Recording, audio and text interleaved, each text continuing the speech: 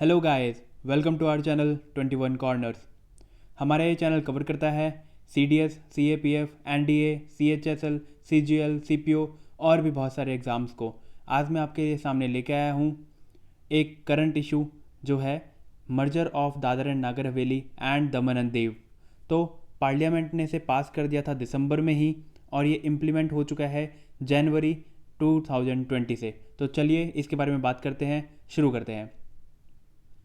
देखिए, सबसे पहले है दादर एंड नागर हवेली। इसके कुछ मैं आपको फैक्ट्स बताऊंगा और उसके बाद में हम रीजन्स जानेंगे कि क्या रीजन्स हैं जो इन दोनों टेरिटरीज़ को, यूनियन टेरिटरीज़ को एक कर दिया है। ठीक है, तो चलिए शुरुआत करते हैं यहाँ से।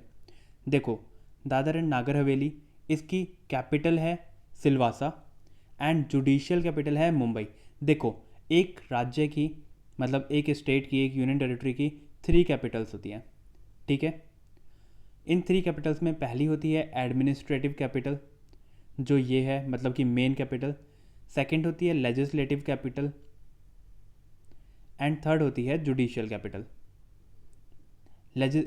लेजिस्लेटिव कैपिटल मतलब जहाँ पे पार्लियामेंट होगी इन इस स्टेट की, मतलब कि विधानसभा एंड जुडिशियल कैपिटल होती है जिसमें हाई कोर्ट होता है। ठीक है, तो देखियो, इसकी एडमिनिस्ट्रेटिव या फिर मेन कैपिटल है सिलवासा। इस यूनियन टेरिटरी की अपनी विधानसभा नहीं है, तो इसकी जो जुडिशियल कैपिटल है वो है मुंबई। इसमें जो लैंग्वेज बोली जाती हैं वो हैं 2 तरीके की मेन लैंग्वेजेस हैं, ये हैं गुजराती एंड हिंदी। इसमें डिस्ट्रिक्ट सिर्फ एक डिस्ट्रिक्ट था और इसमें लोकसभा की सीट भी सिर्फ एक थी। ठीक है, देखो, 1954 से पहले, मतलब 1947 में हमारा देश आज़ाद हो चुका था, लेकिन 1954 तक इस टेरिटरी पे पोर्तुगीज़ का कब्जा था। देखो, जैसे ब्रिटेन का कब्जा था कुछ टेरिटरीज़ पे, तो ऐसे ही यूरोपियन कंट्रीज़, बहुत सारी यूरोपियन कंट्रीज़ का अलग अलग टेरिटरी पे कब्जा था। तो इस टेरिटरी पे पोर्तुगीज़ का कब्जा था। कब तक? 1954 तक। ओके, तो देखो, इसके जो लोग थे, इस दादर एंड नागर हवेली के जो लोग थे, उन्होंने अपने आप को फ्री कर लिया था 1954 में पोर्तुगीज़ के रूल से।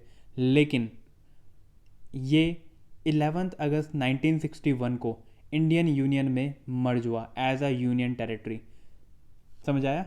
देखो, 1954 में ये लोग फ्री हो गए थे पोर्तुगीज़ रूल से, लेकिन इंडियन यूनियन में ये यूनियन टेरिटरी कब बनी? ये बनी 11 अगस्त 1961 को। राइट, तो चलते हैं अब दमन एंड दीव के बारे में देखते हैं। देखो, इसकी कैपिटल है दमन, इसकी भी जुडिशियल कैपिटल क्या है? मुंबई। ओके गाइज, इसकी भी judicial capital Mumbai, language Gujarati. इसमें 2 डिस्ट्रिक्ट थे, लोकसभा की सीट इसमें भी एक है।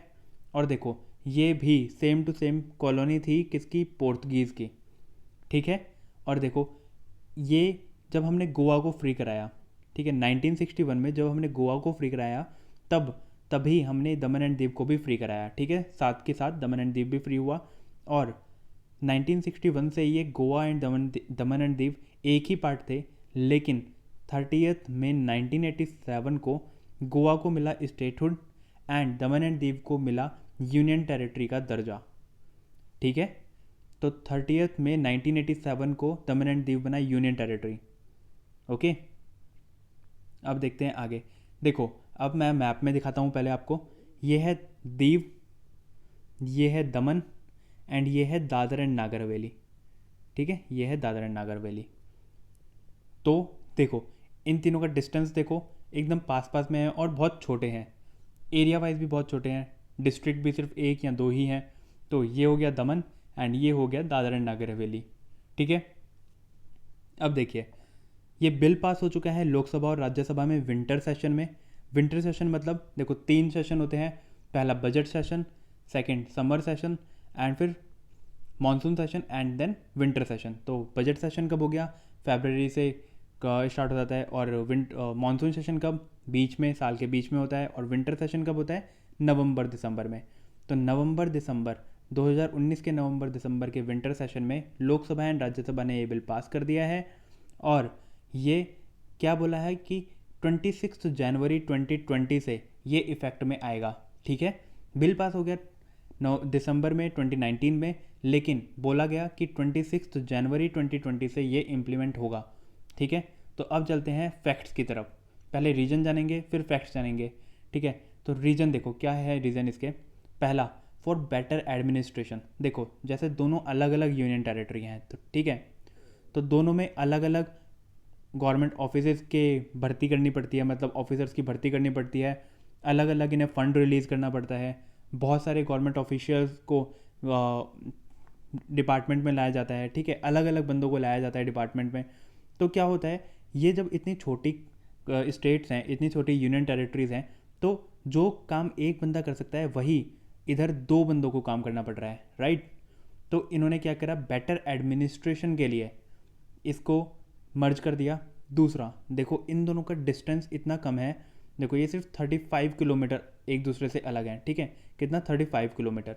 तो इसी वजह से बोला गया कि एक अगर हमारे एक ही डिपार्टमेंट होगा, मेन मान लो एडमिनिस्ट्रेशन का एक ही डिपार्टमेंट है, तो उसमें जो एक बंदा है वो इजीली मैनेज कर पाएगा दोनों यूनियन टेरिटरीज़ को, ठीक है, दोनों को आराम से मैनेज कर सकते हैं। जैसे कि हम देखते हैं दिल्ली इतनी बड़ी है, दिल्ली तो आराम से एक बंदा मैनेज कर लेता है। तो इन दोनों के बीच में तो सिर्फ 35 किलोमीटर का डिफरेंस है, तो बहुत ज़्यादा बड़ी बात है नहीं।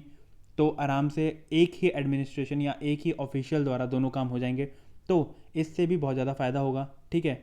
उसके बाद में देखो area of Daman and Diu सिर्फ 112 स्क्वायर किलोमीटर, और दादर एंड नगर हवेली का एरिया कितना है, 491 स्क्वायर किलोमीटर, ठीक है। और टोटल इनके डिस्ट्रिक्ट, अगर हम टोटल डिस्ट्रिक्ट की बात करें तो देखो 2 + 1 = 3, तो ये कोई ज़्यादा बहुत ज़्यादा बड़ी बात है नहीं, कोई भी ऑफिशियल इनको आराम से संभाल लेगा। तो जहाँ 2 बंदे या 4 बंदों की ज़रूरत है वहाँ पे एक ही बंदे से काम हो जाएगा, तो बहुत इजी रहेगा इसको मैनेज करना, और ज़्यादा से ज़्यादा फंड रिलीज़ होगा और दोनों की बहुत ज़्यादा डेवलपमेंट हो पाएगी, ठीक है। तो ये सारे रीजन दिए हैं इस गवर्नमेंट ने। और देखो अब एक और चीज़ कि क्या बोला गया लोकसभा में, क्या बोला गया, उन्होंने बोला, अपोजिशन ने बोला कि हमें स्पेशल मेजॉरिटी से ये बिल पास कराना चाहिए, मतलब 2/3 की मेजॉरिटी से पास कराना चाहिए। लेकिन हमारे होम मिनिस्टर अमित शाह, उन्होंने बोला कि ये कोई ये सिर्फ स्टेट की और यूनियन टेरिटरी की बात है, मतलब जो आपको मैंने अपनी पॉलिटी के सेशन में पढ़ाया था पार्ट 1 में, तो ये यूनियन टेरिटरी और स्टेट की बात है, तो इसको सिर्फ सिंपल मेजॉरिटी चाहिए। तो सिंपल मेजॉरिटी से ये बिल पास हो गया लोकसभा एंड राज्यसभा दोनों में, ठीक है, कोई ज़्यादा बड़ी बात हुई नहीं इसमें।